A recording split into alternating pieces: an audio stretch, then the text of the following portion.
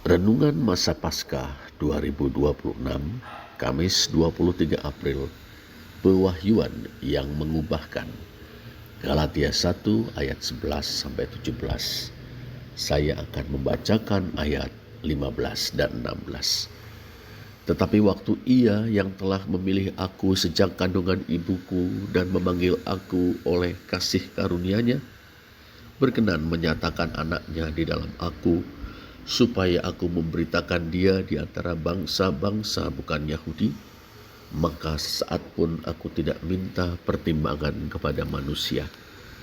Saudara, dalam Galatia 1 ayat 11-17, Rasul Paulus memberi pembelaan atas otoritas kerasulannya. Ia bersaksi bahwa Injil yang diberitakan dan diajarkannya bukan berasal dari manusia. Ia menerima Injil itu melalui pewahyuan Yesus Kristus. Ia membandingkan dua masa dalam kehidupannya berdasarkan pewahyuan itu.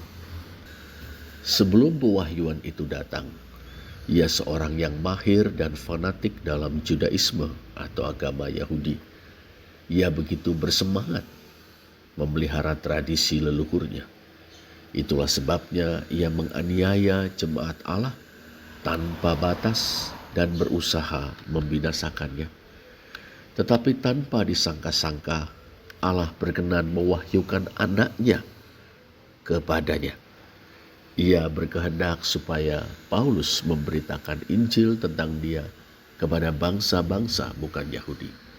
Pewahyuan itu mengingatkan Paulus pada Nabi Yeremia dan menyadarkan dirinya bahwa Allah yang dilayaninya dalam agama Yahudi telah memilihnya sejak dalam kandungan ibunda dan memanggilnya menurut anugerahnya.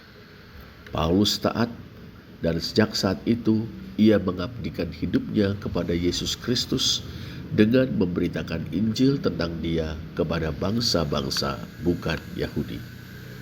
Saudara, kesaksian Rasul Paulus ini mengingatkan kita pada kebenaran tentang kedaulatan Allah dalam rencana keselamatan berikut penggenapan dan penerapannya. Keselamatan berakar dalam kasih yang berdaulat, yakni anugerah Allah sendiri, bukan amal perbuatan atau jasa-jasa manusia. Bahkan iman kita kepada Tuhan Yesus Kristus bukanlah hasil dari kepandaian kita berolah pikir tentang agama, filsafat, ilmu pengetahuan, dan sebagainya. Iman kita adalah hasil dari pekerjaan Roh Kudus yang mengefektifkan Injil dalam diri kita. Roh Kudus terlebih dahulu melahirkan kita kembali. Kita yang telah mati rohani karena pelanggaran-pelanggaran dan dosa-dosa kita. Ia membuka hati kita dan menerangi pikiran kita, sehingga dengan sadar, mengerti, dan rela kita bertobat dan percaya kepada Tuhan Yesus Kristus. Kesaksian Rasul Paulus juga mendorong kita untuk mempercayai anugerah Allah dalam kisah hidup kita. Oleh anugerahnya dalam Kristus, Allah telah menutup lembaran lama yang kelam dari hidup kita dan menggantinya dengan lembaran yang baru. Ia menghendaki kita menulisi lembaran yang baru ini dengan sukacita, ucapan syukur, keberanian percaya, serta kasih setia dan ketaatan sebagai anak-anaknya. Biarlah hidup kita yang baru menjadi kesaksian yang memungkinkan sesama kita melihat kemuliaan Allah dan memuji nama-Nya.